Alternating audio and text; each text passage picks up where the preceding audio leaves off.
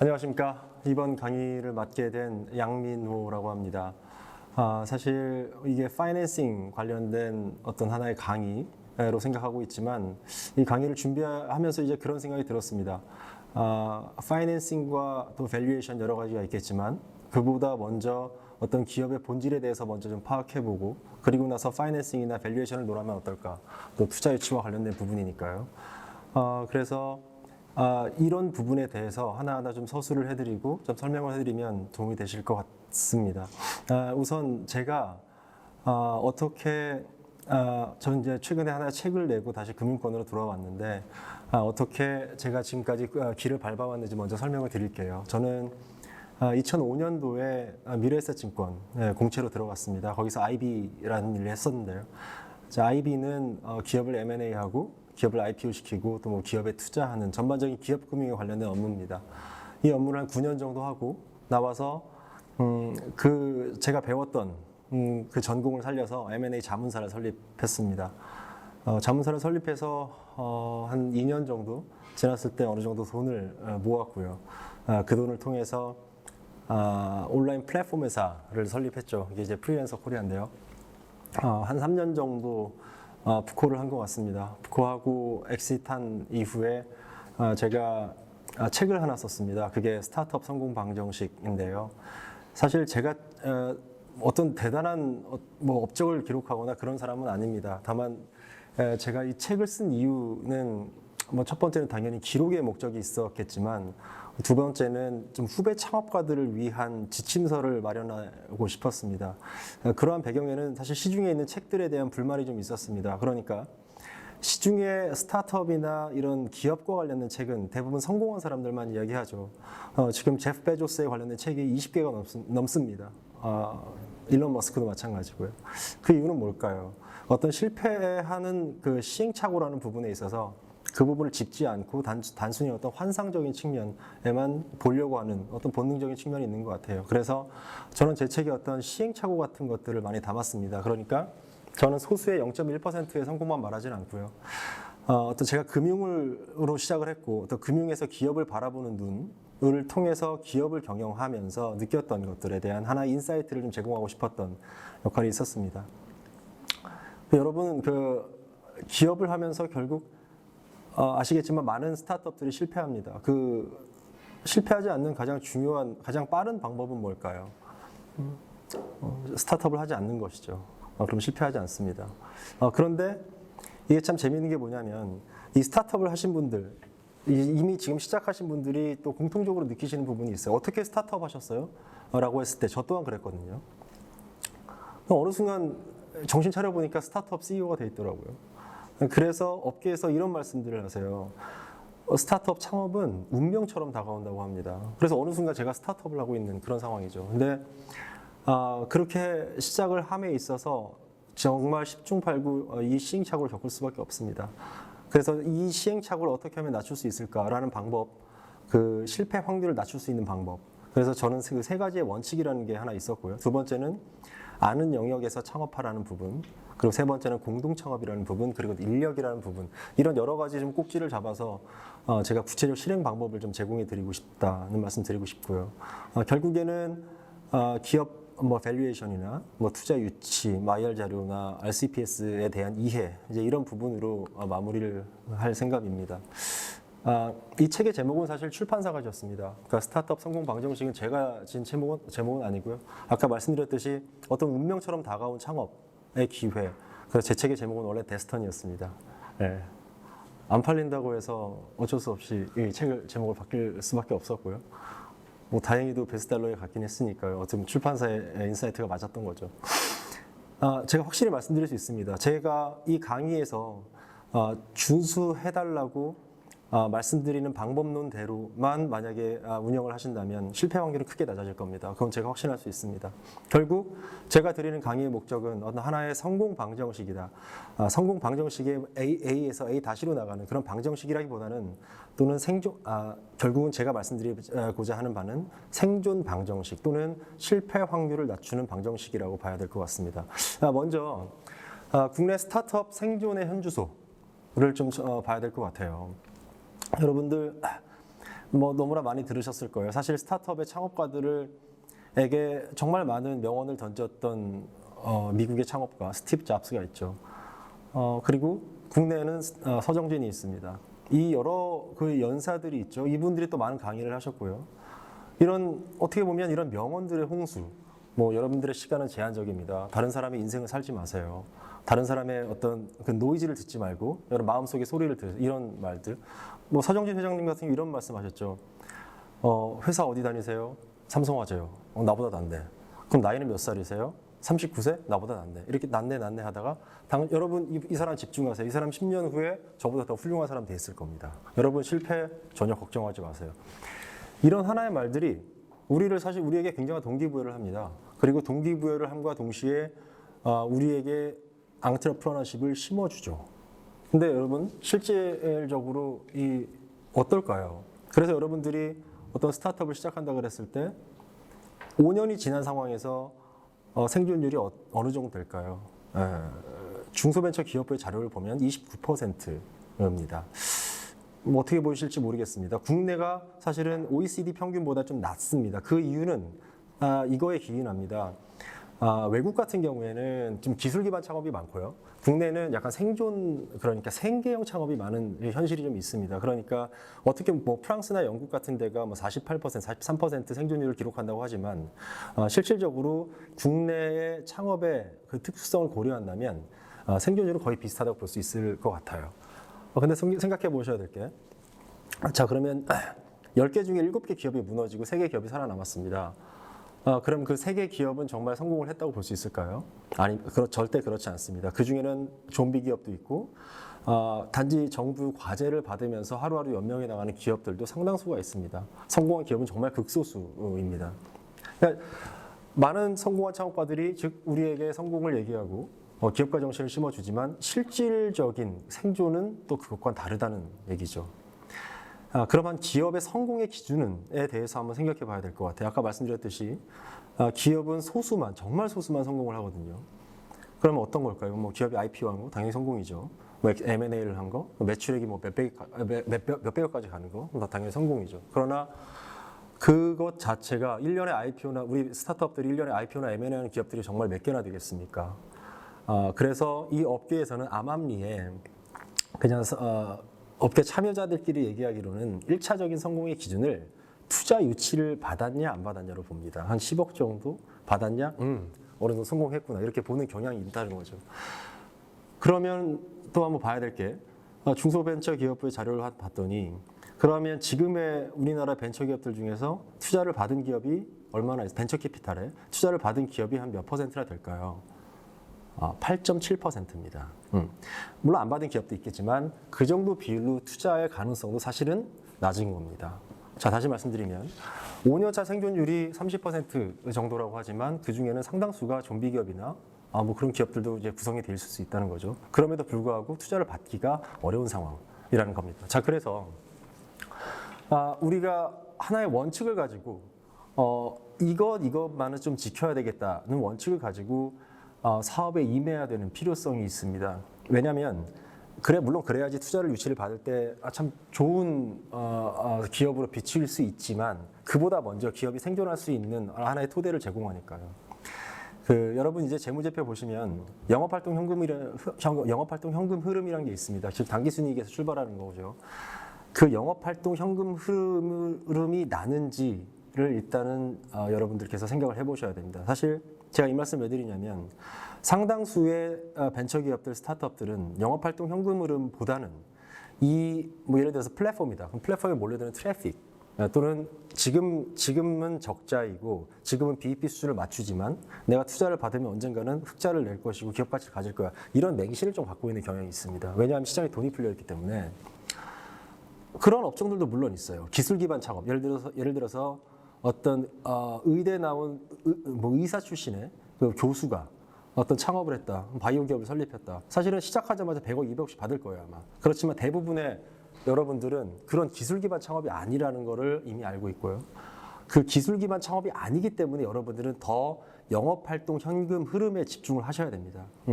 많은 분들이 지금 플랫폼 비즈니스를, 저도 이제 플랫폼을 했었는데, 플랫폼 비즈니스 좋아하시잖아요. 이 플랫폼 비즈니스의 특징은 뭘까요? 당장은 우리가 돈을 벌어들일 수는 없지만 어떤 일정 수준 이상의 크리티컬 매스라고 하는 고객군이 있으면 그들이 자연스럽게 분빔의 형상으로, 그러니까 붐비면서 자연스럽게 플랫폼에 이익을 가져다 주는 그런 구조잖아요. 한번 생각해 봅시다. 이 하나의 스타트업이 월 1,700만 원 정도의 비용을 쓴다. 정말 최소한의 수준이거든요. 이 정도 수준은.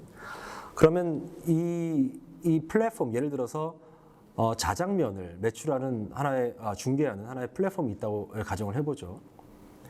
이 사람이 손익분기점을 달성하려면 플랫폼에서 10% 가져가는 걸 자기 수익으로 취한다 그랬을 때 월 34,000그릇을 팔아야 됩니다. 이게 그러니까 플랫폼으로 돈을 벌려고 하시는 분들은 반드시 이 부분에 대해 집중을 하셔야 됩니다. 즉 뭐냐면 영업활동 현금 흐름이 상당 기간 동안 돌아가지 않을 거라는 겁니다.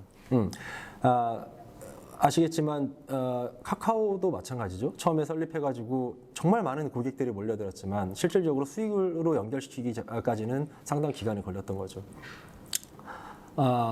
그랬던 것 같아요. 제가 한 건설사의 대표, 건설사에 제가 투자한 적이 한 번 있었어요. 제가 이제 금융을 했었을 때. 근데 그 건설사 대표가 얼마 전에 미국을 갔다 왔었는데 저한테 그런 얘기를 하더라고요. 거기 정말 AI하고 로봇 열풍이더라. 나도 조금만 젊다면 그런 일을 해보고 싶어. 그런데 그거 알아? 제가 그때 과장이었거든요. 양 과장 그거 알아? 실질적으로 그런 데선 돈이 돌지 않아. 집중해야 될 건 의식주야라는 말을 하더라고요. 결국 이 말이 여러분 다 체감하실 거예요. 결국은 뭐냐면 많은 사람들이 쓰고 먹고 입고 그리고 많은 고객들이 붐비는 그곳에 결국 레드오션이지만 그곳에 돈이 돌아간다는 뜻이죠. 한번 잘 생각해 보셔야 될 부분이라고 생각합니다. 두 번째는 아까 제가 말씀드렸던 첫 번째는 이 영업활동 현금 흐름, 그러니까 당장의 현금 흐름에 주목하라라는 부분이었고요. 두 번째는 이게 매니아층이 있다는 것은 버틸 수가 있습니다. 항상 기업에는 왜 금융권은 스트레스 테스트라는 거예요. 그러니까 어떤 외부의 충격이 왔을 때 이게 뭐 살아날 수 있냐 없냐 이런 걸 보는데, 자 우리는 엄청난 지금 스트레스 테스트를 하고 있지 않습니까? 이 코로나라는. 그냥 사례가 하나 있습니다. 여의도 한 건물에 자 치킨 호프집이 하나 있고요. 그리고 바로 옆에 소곱창집이 있고요. 또 바로 옆에 남성 전용 미용실이 있습니다. 이 중에서 누가 가장 먼저 폐업했을까요? 치킨 호프집입니다. 진입 장벽이 너무 낮았고요. 그리고 타겟 고객이 직장인인데 핵심 경쟁력은 없었습니다. 그리고 고객의 소비 행태 안 먹으면 그만이죠.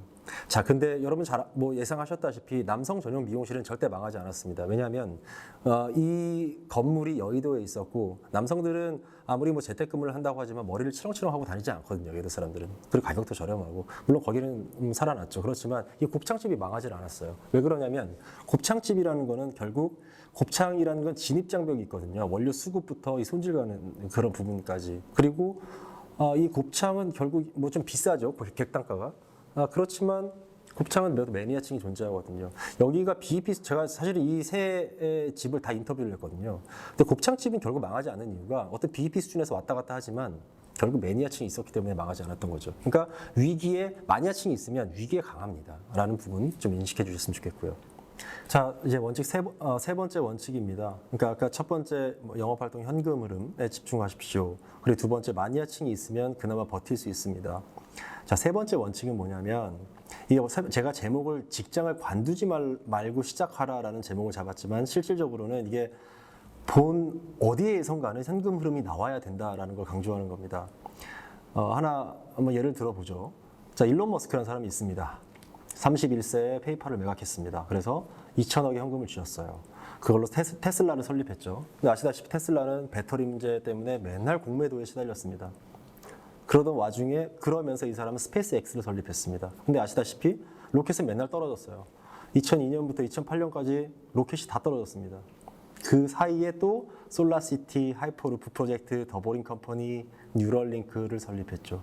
그러면서 두 번의 이혼을 했습니다. 여러분 이런 삶을 사실 수 있을까요? 이 사람의 인생은 어떨까요? 그렇다면 일론 머스크처럼 우리도 앞뒤 안 보고 이렇게 부딪혀야 될까요? 그게 과연 그 기업가 정신일까요? 그렇게 강조하시는 분들 분명 일론 머스크 분명 그렇게 얘기할 거예요. 그리고 국내에도 그렇게 외치시는 분들 있을 거예요. 저는 근데 그런 의견에 반대합니다. 현명하게 퇴사해야 되고 현명하게 시작을 해야 된다라는 부분에 동의를 하고 있습니다. 하나 예를 들어 볼게요. 제 주변에 지금 광고 회사를 하시는 정말 스마트하신 분이 한 명 계시는데 이분이 제일기획 출신입니다. 그러니까 과차장 때 나왔으니까 뭐 대충 연봉 한 8천 정도 되겠죠. 이 사람이 사업 준비를 했던 기간이 한 6개월 정도입니다. 6개월 동안 조금씩 준비를 했고, 그리고 뭐 사업 준비라는 게 사실 어떤 사업의 영업적인 부분 말고도 자기 인생을 다시 한번 설계해보고 다시 나는 뭐 10년 후에 어떤 모습이 되어 있을까 뭐 이런 부분, 그러니까 가치적인 부분들도 한번 다시 한번 생각해보고 그런 준비 과정을 정말 꼼꼼히 거쳤어요. 주말에는 또 공동 창업자하고 같이 또 회의하고, 그래서 6개월 만에 나와서 이 사람은 그러니까 일론 머스크처럼 무슨 뭐 페이팔을 설립하고 이런 구조가 아니고 광고 대행사를, 그러니까 제일기획과 같은 광고 대행사를 설립했는데 그때 받는 급여의 한 두세 배를 받고 있어요. 그리고 고객은 이제 본인의 회사로 고객이 이제 유치가 되고 있는 상황이고요. 저는 처음부터 어떤 무자본 상태로 투자를 받아서 타인의 자본으로 내가 어떤 우리 회사의 영업활동 현금흐름과 뭐 고객 수가 늘리겠다. 그러면 폐업할 확률이 훨씬 높습니다. 제가 지금 말씀드렸던 그 제일기획의 그 선배 사례, 그 사례대로 하신다면 여러분들이 성공하실 기회가 훨씬 더 많죠. 자, 이제 제가 첫 번째로 말씀을 드렸던 게 아까 세 가지 원칙에 대해서 말씀드렸습니다. 두 번째는 그러니까 실패 확률을 낮추는 방법, 두 번째는 공동 창업을 말씀드리고 싶어요.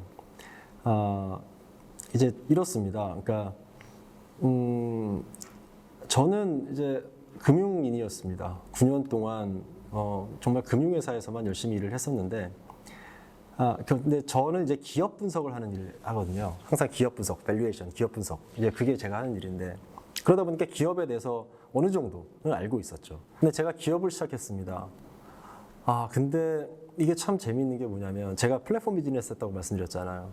이제 플랫폼 비즈니스가 아까 말씀드렸듯이 현금이 돌지 않거든요. 근데 그때 이제 피가 말라가는 겁니다. 조금씩. 너무나 이제 막 고통 속에서 이제 되는 거죠. 여러분들 그거 아셔야 됩니다. 여러분들이 사업한다 그랬을 때 여러분들의 성공을 바라는 사람은 한 명도 없습니다. 그래서 미국에서는 실리콘밸리에서는 이런 말을 합니다. 어느 누구도 당신의 그 사업이 성공한다고 생각하지 않고 성공을 바라지도 않는다.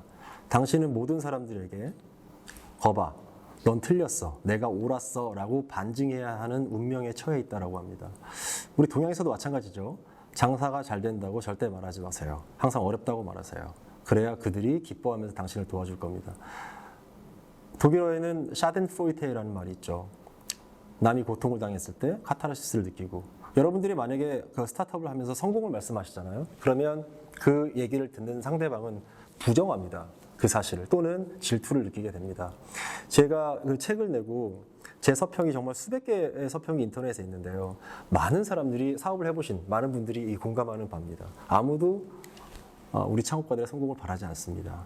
자, 그런 상황에서 여러분들은 이제 기업을 끌고 나가시는 거예요. 여러분 밑에는 이제 직원들도 있어요. 여러분의 가족이 있을 수도 있는 거죠. 그때 여러분께 한 명 또는 몇 명의 편이 있다면 얼마나 좋을까요? 사실은 공동창업이라는 본질 자체가 저는 이렇게 생각합니다. 어떤 사업적인 아이디어를 제공하고 사업적인 기회를 가져오고 뭐 네트워크를 넓히고 하는 것도 당연히 근본적인 원인이겠지만, 저는 이 창업자가 지치지 않고 도전할, 더욱더 한 번 더 기름을 부어 도전할 수 있고, 또 이 창업가의 하나의 편이 생긴다는 부분, 이건 굉장히 유리합니다. 단독 창업보다 유리하다는 것이죠. 2015년에 미국 퍼스트 라운드 보고서에 이와 같은 내용이 담겨 있습니다. 성공하고 실패한 사람들, 이 창업가들 공통점이 뭘까? 성공 공통점. 자, 1번 명문대 출신, 2번 대기업 출신, 3번 25세 이하 창업, 4번 창업 멤버 중에서 여성 멤버가 포함되어 있을 것. 실패 공통점은 딱 하나입니다. 1인 창업. 자, 여러분들 이거 아셔야 됩니다. 그러니까 여러분들이 1인 창업하셨을 때 여러분들이 짊어져야 되는 그 무게보다 여러분들이 실패할 확률이 높다는 것을 많은 사람들이 알고 있다는 사실을 주지하셔야 될 것 같습니다.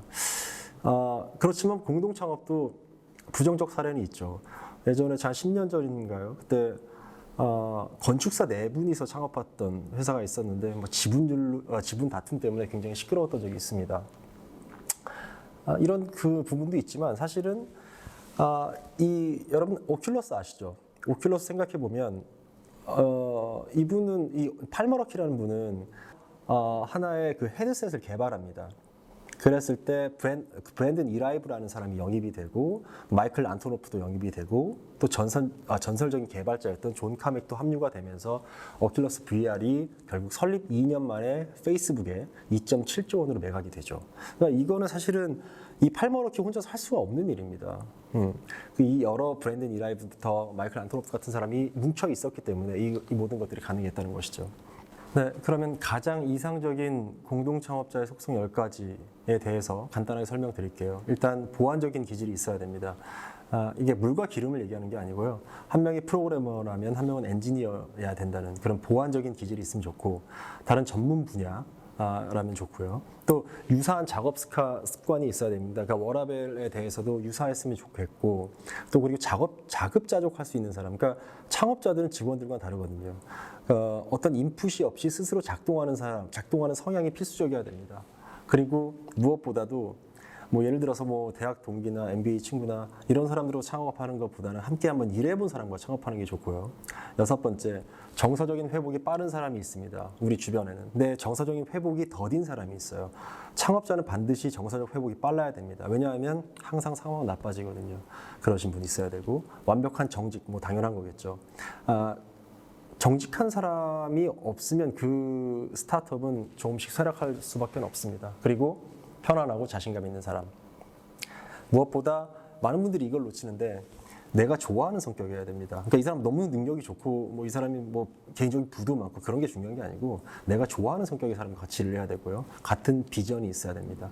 이 10가지 정도 설명을 드리면 될 것 같고, 저도 단독 창업이었거든요. 그래서 더 힘들었던 것 같고, 많은 분들께서도 단독 창업가가 많으실 거예요. 그랬을 때 한 번은 CMO든 아니면 뭐 CFO든 한번 공동 창업자를 한번 찾아보시는 건 나쁘지 않습니다.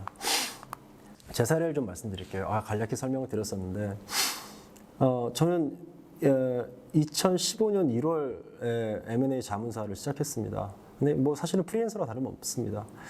이게 어떻게 된 거냐면, 미래셋에서 한 9년 정도 생활하다가 그냥 어느 날 갑자기, 원래 여러분들 아마 창업가들 다 비슷한 성향일 텐데 충동적인 성향 되게 강하거든요. 근데 여러분들은 아셔야 됩니다. 이 충동과 결단력을 구분하셔야 돼요. 근데 충동적으로 창업하면 이제 저처럼 이제 고통을 당하기 마련인데, 초반에 나와서 제가 10개월 동안 어떤 생활을 했었냐면, 아침에 스타벅스 가서 밸류에이션 했고, 그리고 점심에 주커피 가서 IM이라는 걸 썼고요. 저녁에는 뭐 홈스테드 커피라는 막 이동하면서 막 그렇게 했거든요. 그러니까 사무실과 직원 두지 않았어요. 고정비라는 부분을 절약하기 위해서. 그렇게 한 10개월 정도를 지나다 보니까 마이너스 계좌는 거의 뭐 한도까지 왔었고, 근데 10개월 넘어갔을 때 제가 첫 딜을 이제 성공시켰습니다. 그래서 수료가 한 5억 정도 됐었던 것 같아요. 그랬었고, 근데 이제 참 재밌는 건 이거예요. 제가 첫 M&A 딜을 성공시켰을 때 그걸 도와줬던 친구가 있었어요. 근데 그 친구는 사실 이 M&A와는 전혀 관련이 없는 사람이었거든요. 그냥 단지 제가 M&A 사업을 한다라는 것만 알았던 겁니다. 근데 이 사람이 결국 자기 대학원 그 지도 교수님의 뭐 후배를 저한테 소개시켜 줬던 거고요. 그 딜이 결국 수입이 벌였던 거고, 그 다음 딜도 마찬가지였습니다. 제가 일을 하면서 만났던 어느 회사의 차장님이 그냥 제가 무슨 일을 하고 있는지 알았고 저에게 뭐 소개를 시켜줘서 그게 또 성공이 됐다는 거죠. 제가 2년 동안 한 8억 정도의 현금을 벌 수 있었어요. 그래서 그때부터 사무실도 마련하고 직원도 채용할 수 있었죠. 그때부터는 이제 제가 프리랜서 코리아를 이제 시작을 했기 때문에. 자, 근데 여러분 여기서 뭘 느끼셨는지 모르겠지만 가장 중요한 게 뭐냐면, 여러분들이 네트워크가 없는 상태에서, 그러니까 제가 이제 프리랜서 코리아를 시작했을 때 가장 제가 부족했던 부분이 사람한테 도움받을 사람이 없었어요. 그러니까 제가 이제 학부는 법대를 나왔고 금융을 하다 보니까 이쪽 사람들만 아는 거죠. 근데 아까 말씀드렸듯이 제가 금융에 있었던 사람들이 결국 나를 도와줬거든요. 그러니까 제가 금융을 많이 알아서 M&A 사업에서 성공을 했다, 전혀 그렇게 생각하지 않습니다. 제가 이 사람들을 알았기 때문에 M&A에서 그나마 조그만 어느 정도라도 돈을 벌 수 있었다고 생각해요. 제가 아는 영역에서 시작을 했기 때문이죠. 실제로 그렇다고 합니다. 그러니까 미국에서 보스턴 지역 주민을 대상으로 조사를 해봤더니 이 사람들은 강한 유대보다는 약한 유대를 더 강조했대요. 그러니까 일자리를 얻을 때 뭐 골프를 치고 뭐 저녁마다 뭐 술을 마시고 이런 것보다는 좀 약한 유대들이 결국 나한테 도움이 줬다라는 설문조사도 있습니다. 결국 이겁니다. 여러분들이 어떤 잘 아는 그러니까 모르는 영역 말고 잘 아는 영역에 도전했을 때 적절한 시점이 되면 네트워크가 작동을 하고요. 그 네트워크가 작동을 해서 소정의 성과를 거둔 후에 투자 유치를 받게 되고 또 한 단계 도약하게 되는 그런 확률이 굉장히 높습니다. 아시다시피 NHN의 뭐 이혜진이나 카카오 김범석, SDS 출신이지 않습니까? 드림이즈 이찬진, 뭐 김택진 전부 다 학부 시절에 한글과 컴퓨터의 창업 멤버들이었고요. 김봉진 의장 같은 경우에 물론 이제 서울 예전에서 어떤 미술과 관련된 부분을 전공했지만 이분도 사실 네오이즈하고 NHN 배경이 있거든요. 여러분들께서 항상 그렇습니다. 본인이 아는 영역에 도전하는 거를 뭔가 좀 구태적이다라고 생각할 수 있지만 여러분들의 리스크를 낮춰줄 수 있는 부분은 그렇습니다.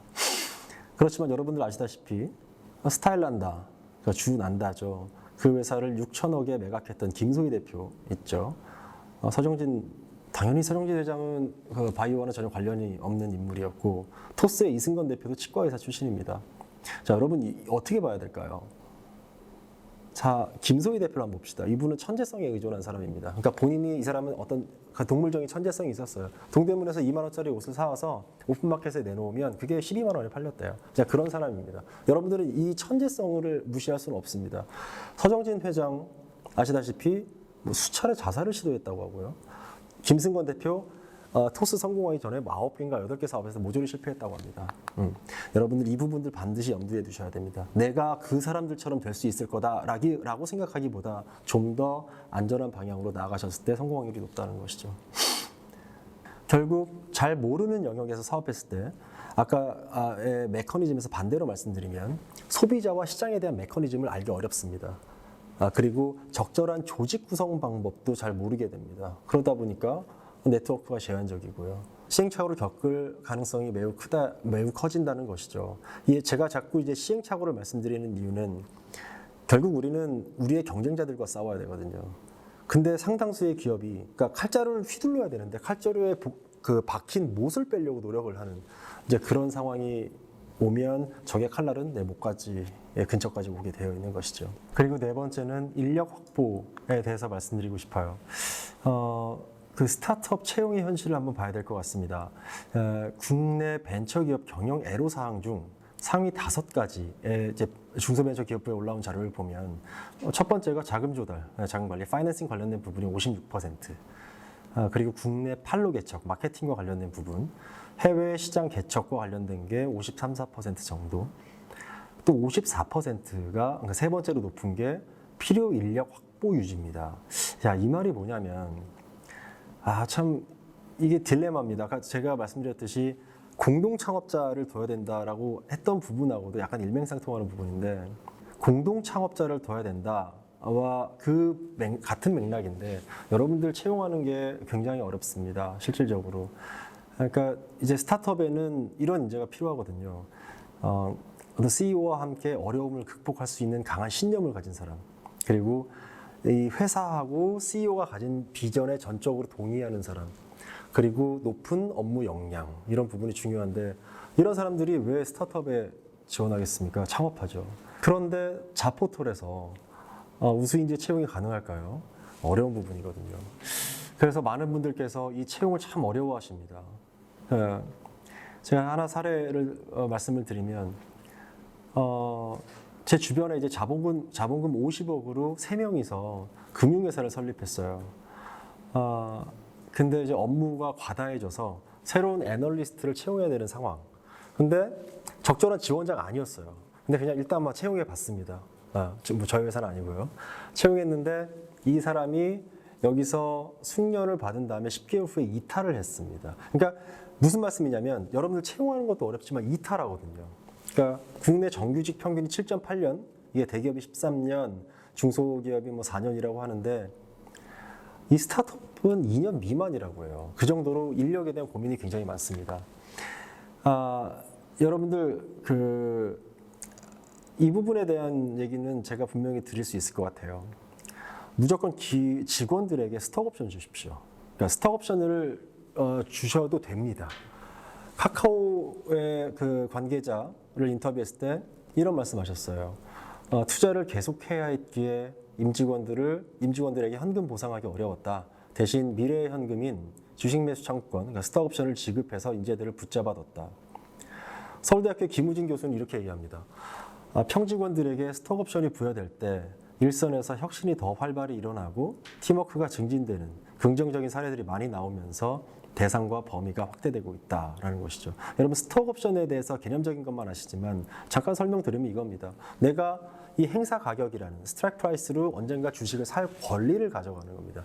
근데 대부분 이제 이게 스톡 옵션은 그래서 사실 계약이에요. 계약이기 때문에 이게 어떤 현금 유출이나 이런 게 있는 게 아니에요. 그리고 재직한 다음에 상법상에 2년 후에 행사할 수 있습니다. 근데 상당 부분 많은 분들께서 이제 그 스톡 옵션 부를 주저하시는 분들 계세요. 왜냐하면 본인의 지분율 때문에 그러시는 건데 크게 그거 걱정 안 하셔도 됩니다. 스톡 옵션이라는 건 아까 말씀드렸듯이 최소 2년 재직해야만 행사할 수 있고요. 상속 가능하지만 양도는 불가능합니다. 그리고 스톡 옵션 행사는 결국은 이 가격이 잡혀야지만 행사할 수 있거든요. 여러분 그 비상장 기업들의 가격 이제 뒤에 말씀을 드리겠지만 그 가격이 아니거든요. 여러분들 기업이 어느 정도 매매가 됐을 때 그때 여러분들 행사에서 그 정도의 차익을 거둘 수 있는 거거든요. 그러니까 여러분들이 그 일정 부분의 스톡 옵션을 행사해도 그것이 행사될 시점에는 이미 여러분들이 굉장히 성공했을 그런 확률이 되게 높다는 것이죠. 그리고 무엇보다 이 벤처 투자자들, 결국 이제 벤처 캐피털에게 투자를 받는 것이 어떻게 보면 아까 제가 말씀드렸듯이 스타트업 성공 1차 목표거든요. 그러다 보니까 벤처 캐피털들 기업 실사할 때, 저 같은 투자자들이 실사할 때 스톡 옵션 부여랑 봅니다. 그리고 어떤 인력이 구성되는지, 어떤 공동 창업자인지 다 보고요. 근데 스톡 옵션은 그만큼 이제 중요하다고 볼 수 있겠죠. 자, 마지막으로 인력 관련해서 이 말씀 꼭 드리고 싶어요. 혁신에는 중요한 열쇠가 있다. 마치 DNA의 구조와 같다. 즉, 백본주의를 4가지 패턴이 나선형으로 둘러싸면서 새로운 인사이트를 키우는데 그 4가지 패턴이 관찰, 질문, 실험, 네트워킹이다. 제가 그래서 책에 이런 말 썼습니다. 금맥은 CEO의 인사이트에서 나오지 않습니다. 오히려 구성원들의 질문에서 나오는 경향이 큽니다. 여러분 이런 조직 문화를 만드셔야 됩니다. 그래야지만 그게 결국 여러분의 조직을 위한 길이고 여러분들의 어떤 조직원들의 이탈을 막는 방법이죠. 네, 3번째 챕터는 투자 유치와 스타트업의 성공 방정식에 관련된 내용입니다. 먼저 투자 유치에 성공하는 기업들에 대해서 한번 논해보려고 합니다. 투자 유치 목적은 크게 이제 3가지로 나뉩니다. 벤처기업들이나 스타트업들이나 첫 번째는 시설 투자죠. 그리고 두 번째는 마케팅 비용을 충당하기 위해서고 세 번째는 운영 비용을 충당하기 위해서입니다. 분명히 기억하셔야 됩니다. 만약에 시설 투자를 한다, 그러니까 쉽게 말해서 공장을 짓는다, 이렇다고 하면 지어서 나오는 이익에 대한 예측 가능성이 있어야 됩니다. 즉, Return on Invested Capital, ROIC를 예측할 수 있어야 됩니다. 그래야지만 여러분 투자받을 수 있습니다. 자, 그 부분 반드시 여러분들이 투자 설명서나 IR 자료에 녹이셔야 되고요. 만약에 마케팅 비용을 쓰기 위해서 투자를 받는다라고 하면 그 전에 마케팅에 대한 성과 지표가 있어야 됩니다. 즉 뭐냐면 100만 원이든 1000만 원이든 써가지고 구글이든 페이스북이든 인스타그램이든 돌렸을 때 이 정도의 성과가 나오더라. 이러한 지표가 발생이 되더라. 즉, ROA라고 하기도 하고 그러던데요. 마케팅 용어는 제가 잘 모르겠습니다만, 이 리턴이 어떻게 오더라. 그러니까 세일즈, ROS라고 하죠. 세일즈가 어떻게 되더라. 그래서 우리 이익으로 어떻게 떨어지더라.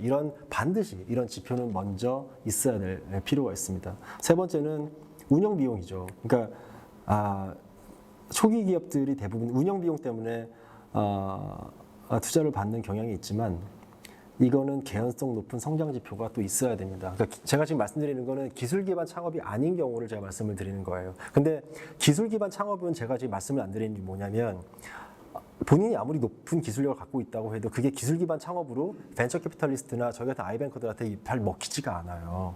그래서 가급적이면 이 생계형 창업으로 제가 지금 포커스해서 말씀을 드리는 겁니다. 자, 운영 비용.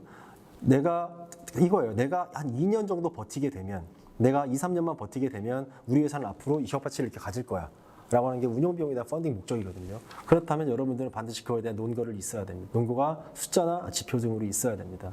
즉, 제가 이 말씀을 드리는 거는 백그라운드에 바로 그게 있습니다. 투자 유치에 대한 기대나 환상을 버리셔야 되고요.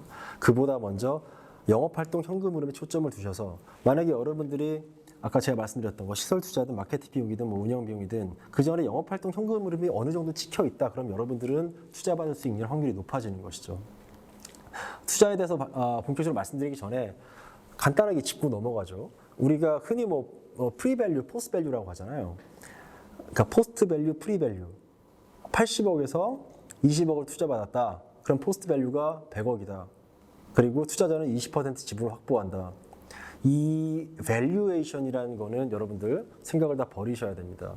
여러분들이 만약에 50억 가치를 인정받았다. 그러니까 즉 뭐냐면 40억의 프리밸류가 있었고 10억을 외부 투자를 받아서 포스트밸류 50억이 됐다. 나의 지분은 80%니까 내 지분 가치는 40억이다. 절대 시장에서 먹히지 않습니다. 밸류에이션은 그렇게 잡히는 게 아닙니다. 여러분, 이 말씀 제가 왜 드리냐면 자꾸 밸류에이션에 이렇게 집착하시는 분들이 계세요. 그러니까 투자를 받을 때 밸류에이션에 집착하실 필요가 없어요. 자, 코스닥 상장사 평균이 27%밖에 안 돼요. 그러니까 최대주 지분이. 그러니까 그분들도 최초에 어떤 지분을 손해를 감수하면서 본인의 사업을 키워 나갔었죠. 결국은 여러분들의 회사에서 영업활동 현금 흐름이 증가하고 고객이 막 붐비고 이런 상황이 발생해서 기업 가치가 높아진다라고 했을 때 더 많은 이득을 얻을 수 있고요. 그 밸류에이션에 크게 연연하지 않았으면 좋겠다라는 말씀 꼭 드리고 싶습니다. 결국 이렇습니다. 그 투자 유치에 성공하는 기업 한 3가지로 요약해 볼게요. 첫 번째, 기술 창업입니다. 높은 기술력을 보유한 기술 기반 창업. 아까 말씀드렸듯이 바이오 벤처 기업이라든지 아니면은 빅데이터나 AI 부분에 굉장히 뛰어난 어떤 알고리즘을 갖고 있다든지 이런 기술 창업. 요새는 이 기술 창업은 정부가 굉장히 독려하잖아요. 데이터부터 시작해서 시스템 반도체 이런 부분들. 첫 번째, 기술 기반 창업을 하신다면 여러분들은 투자 유치를 받을 확률이 굉장히 커집니다. 두 번째는 아까 말씀드렸듯이 현금 흐름을 발생시키는, 현금 흐름은 그냥 단순하게 매출액이라고 할게요. 매출을 발생을 시켜야 됩니다. 투자를 받아서 매출액을 달성시킬 거야 라고 하는 거 거의 먹히지 않습니다. 사전에 반드시 내 물건을 팔든 현금 흐름을 꼭 강조하고 싶고요. 그리고 사실은 플랫폼에서 아까 말씀드렸듯이 현금 흐름 제한적이잖아요. 이 상황이라면 지표의 성장세, 그러니까 예를 들면 이용자 수가 올라간다든지 이런 지표를 꼭 가지고 계셔야 됩니다. 다시 말씀드리지만 화려한 사업 계획서나 전망이나 어떤 예측 제시만으로 투자받는 것은 실질적으로 불가능합니다. 자, 여러분 이제 이거 아셔야 됩니다. 여러분 누구나 어느 시점 되면 이 영상을 보시는 어느 분이라도 어느 시점이 됐을 때 여러분들께서 투자 계약을 맺는 시점이 오실 거예요. 투자 계약을 맺을 때 여러분들은 비상장인 상태이기 때문에 거의 10중 8구 RCPS 계약을 맺을 겁니다. 일단 RCPS 먼저 이해를 해볼게요. 상법에는 4가지 주식의 형태가 있습니다. 첫 번째, 보통 주식, 커먼 스탁이죠. 두 번째, 상환 주식, 리디머블 스탁이라고 합니다. 세 번째, 전환 주식, 컨버터블 스탁, 우선 주식, 프리퍼 스탁. 이 부분에 대해서 모두 다 인식을 하셨으면 좋겠습니다. 즉, 전환 주식이라는 거는 우선주에서 보통주로 전환될 수 있다는 거잖아요. 왜 보통주로 전환시킬까요? IPO는 보통주만 되기 때문이죠. 상환 주식은 마치 부채와 똑같이 내가 언젠가는 상환해야 될 의무가 생기는 거. 이런 식의 RCPS를 먼저 이해를 해보셔야 될 것 같고요. 한번 보통주하고 비교해 볼게요. 아까 말씀드렸듯이 보통주는 상장할 수 있습니다. 그런데 RCPS 상장할 수 없습니다. 상환 요구 보통주 안 되죠. 보통주는 커먼 스탁을 상환하려면 별도의 계약이 있어야 됩니다. 그런데 보통주를 상환하는 건 없습니다. 여러분 삼성전자 산 다음에 삼성전자한테 상환해 주세요라고 할 수 없잖아요. RCPS는 상환하는 의무가 있습니다. 전환, 보통주 불가능하지만 RCPS는 아까 말씀드렸듯이 우선주에서 보통주로 전환합니다. 이 우선 배당이라는 건 크게 의미는 없습니다. 그러니까 preferred stock, 우선주라는 거는 우선 배당 권리를 가진 주식을 말하는 거거든요. 근데 보통주는 그냥 배당 한번 받는 건데 우선주는 우선주 배당할 때 한번 받고 보통주 배당 또 받고. 근데 대부분의 스타트업들은 사실은 배당할 수 있는 여력이 별로 없기 때문에 그리고 투자자들도 그걸 별로 이렇게 원하지는 않아요. 그래서 우선 배당권에 대해서는 그렇게 생각 안 하셔도 될 것 같습니다. 여러분들 투자 계약서 한번 보신 적 있나요? 이제 투자라는 하나의 법적인 행위는 결국은 계약서를 통해서 이루어집니다. 투자 계약은 예를 들면 이렇습니다. 아까 말씀드렸듯이 전환권이라는 게 존재합니다. 근데 우선 주식 한 주가 보통 주식 X주로 전환이 될 수 있어요. 1대1 전환이 아니고요. 그 투자 계약에 여러분 다 담겨 있습니다. 일정 기간 동안 IPO를 못하면 상환해야 됩니다. 근데 만약에 투자자가 상환권을 행사했는데 기업이 그거에 뭐 동의를 못하거나 상환하지 못하면 그 페널티 금리가 있습니다. 이런 말 투자 받은 다음에 직원들 월급 올리는 거 이거 다 보고하고 동의를 받은 다음에 월급 올리셔야 되고요. 창업자 단독으로 지분 매각 불가능합니다. 왜냐하면 태걸롱이라는 그러니까 택을 붙여서 내 지분도 같이 매각해줘라는 그 투자자 요구가 있기 때문에 그리고 이 계약서는 제3자 양도가 가능하고 RCPS 이런 모든 조건들도 승계가 됩니다. 자, 제가 이 말씀 왜 드리냐면 그럼에도 불구하고 대부분의 스타트업은 순응합니다. 왜냐하면 이제 본인은 확신하거든요. 내가 이 상황만 넘기면 내가 이 기업 가치를 되게 키울 수 있을 거라 생각하기 때문에 순응하지만 여기서 제가 꼭 세 가지 말씀드리고 싶어요.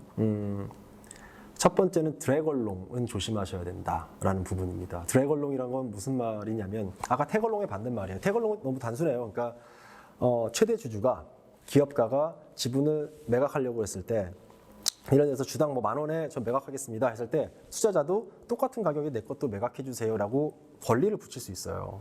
그게 이제 태걸롱인데 드래걸롱은 반대입니다. 그러니까 그 투자자가 예를 들어 5%를 쥐고 있다. 근데 이 지분을 누군가한테 팔려고 했을 때 이 최대 주주의 경영권까지 묶어가지고 팔 수 있는, 즉 경영권 프리미엄을 누릴 수 있는 권리를 드래걸롱이라고 합니다. 이 부분은 좀 조심을 하셔야 됩니다. 사실은 벤처 캐피탈로부터 투자를 받을 때 드래걸롱이 걸리는 경우는 없어요. 그렇지만 이제 어떤 사적 계약에 의해서 드래걸롱은 언제든 걸릴 수 있고 실질적으로 드래걸롱은 많은 계약서에 포함이 되어 있습니다. 자칫하면 창업가가 원하지 않는 M&A가 있을 수 있는 것이죠. 조심하시면 좋겠고 그리고 두 번째, 이거 참 예민한 부분인데 실적 리픽싱. 여러분 리픽싱이라는 거 아십니까? 그러니까 리픽싱은 왜 있냐면 다시 한번 설명드릴게요. 결국 전환권을 통해서 보통주 한 주가 우선주 한 주가 보통주 한 주로 전환을 시켜야 되는데 이게 만약에 수지 타산이 맞지 않다라고 하면 벤처 캐피탈은 이 한 주를 X주로 이제 전환을 시키려고 하는 겁니다. 그렇기 때문에 이 리픽싱이라는 게 존재하거든요. 자, 근데 실적 리픽싱은 뭐냐면 이런 거예요. 여러분들이 만약에 내년에 우리는 당기순이익을 뭐 2억을 낼 거예요. 그리고 내후년에는 뭐 10억을 낼 겁니다. 라고 했는데 투자자가 그거를 뭐 당연히 뭐 조사를 했고 뭐 분석을 했겠죠. 그래서 이 회사를 믿고 투자를 했습니다. 근데 그 실적에 못 미쳤어요. 그러면 리픽싱을 걸어버립니다. 1대1 전환이고 1대 X로 걸어버립니다. 자, 제가 하나 사례를 한번 말씀을 드릴게요. 지금 화면에 아마 보이실 텐데 어떤 회사의 매출액이 있습니다. 이 회사의 인테리어 매출이 800억 정도 되고요. 840억 정도 되고요. 제품 매출이 840억 정도 비슷합니다. 이 회사는 뭐 하는 회사일까요? 자, 인테리어 매출이 한 절반, 제품 매출 절반. 이 회사는 그 유명한 카페베네입니다. 2014년에 이제 출점이 포화되니까, 그러니까 인테리어를 막 해야지만 돈을 버는 구조다 보니까 이 회사 유동성 위기가 오고, 그때 K3P가 220억을 주당 15,000원에 이제 들어갑니다. 그때 뭐 김성관 대표 있었죠. 그때 뭐 지분율 50% 정도 했었고, K3가 뭐 18.9% 정도를 했는데, 이때 어떤 조건을 걸었냐면, 자, 전환상환 우선주는 1주당 보통주 한 주로 전환 청구 가능하고, 맞죠? 단 전환 비율은 에비타에 의해 조정된다. 이제 에비타라는 건 그냥 영업이익에다가 감가상각비 더한 거잖아요. 전환 비율은 에비타에 의해 조정되며 상장할 경우에는 공모가액에 따라 조정된다. 그러니까 상장할 경우, IPO 리픽싱인 건 다 걸려 있습니다. 이거는 뭐 피할 수는 없는 건데 그 전에 보면 에비타에 의해서 차후에 발생할 이 실적에 의해서 조정된다라고 했어요.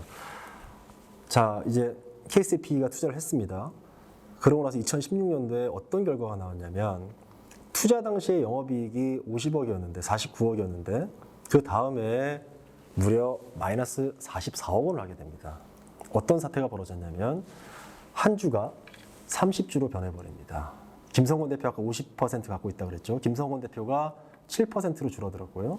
K3P가 85%의 지분을 주게 됩니다. 그래서 결국 최대 주주가 바뀌게 되는 것이죠. 사실은 이때는 뭐 설왕설래가 있어요. K3P 의도적이었다라는 것. 그러니까 적자를 예상하고 최대 주주가 되기 위해서 일종의 바이아웃을 한 거다라는 의견이 있지만 사실은 이 전환 상환 우선주, RCPS에 의해서 하나의 RCPS 우선주가 보통주 X주로 변환되는 게 정말 많이 발생하는 일입니다. 그랬을 때 여러분은 사실 재산상의 손실을 입을 수 있다는 거죠.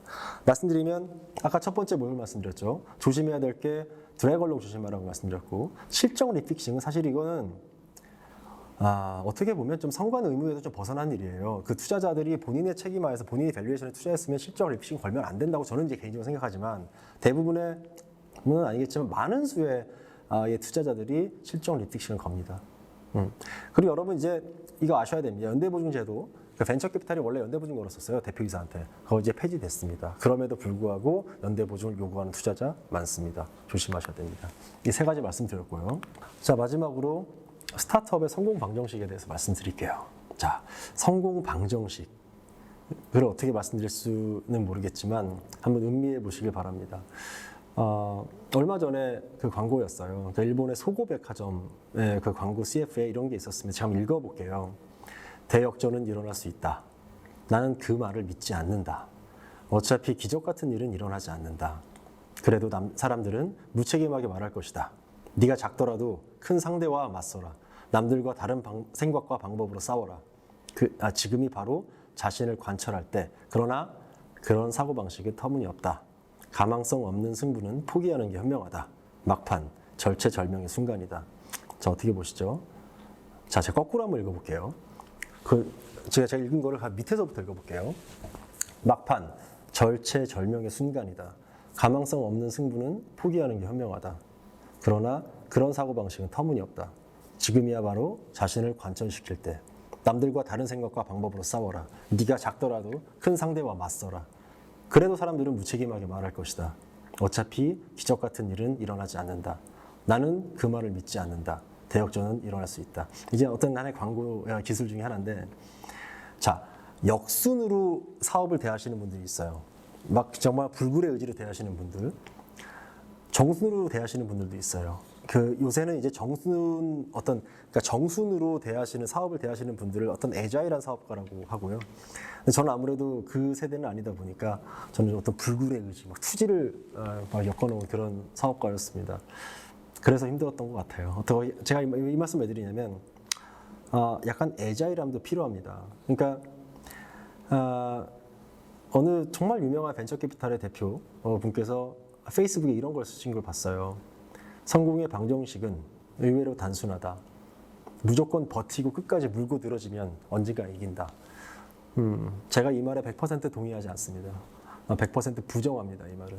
제가 코트라에서 M&A 전문가로 참여해서 많은 기업들과 얘기를 나눴던, 또 그 중에 우리 데스밸리라고 하죠. 이제 정말 운영비가 막 말라가는 그 상황의 기업들 만났던 기업들 정말 모조리 다 망했습니다. 다 폐업했습니다.